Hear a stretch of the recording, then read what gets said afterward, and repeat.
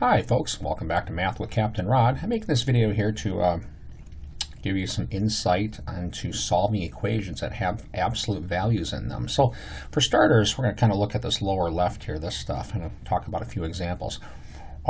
The absolute value, these bars here, that's what that reads, absolute value of 2, means magnitude, or you could also think of it as distance to the origin on the number line. So if I went through some quick examples, absolute value of 2 is just 2. Because 2 is 2 units away from the origin. The absolute value of negative 2 is also 2, positive 2, because negative 2 is, again, 2 units from the origin. So an important thing to realize is an absolute value on a number line is a distance, and therefore the absolute value of any number is always positive, or greater than or equal to 0.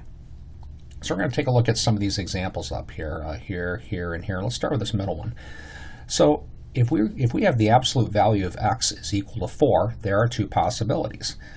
X could be 4, or x could be minus 4, because the absolute value of negative 4 is in fact 4. So this equation has two solutions, 4 or minus 4. This one on the left here, absolute value of x equals negative 4. Well, remember that the absolute value of a number is always positive. It has to be greater than or equal to 0. So there is no value x you can put in here and get negative 4 out. So this one right here has no solution.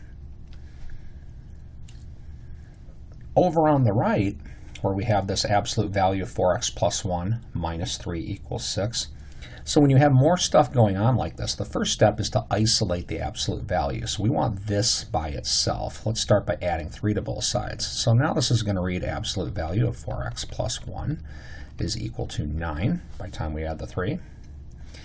Now, here we have two possibilities. Possibility number 1, 4x plus 1 could equal 9. I'll go ahead and solve it, and then we'll do the other possibility. Subtracting 1, 4x is equal to 8. Dividing by 4, x equals 2.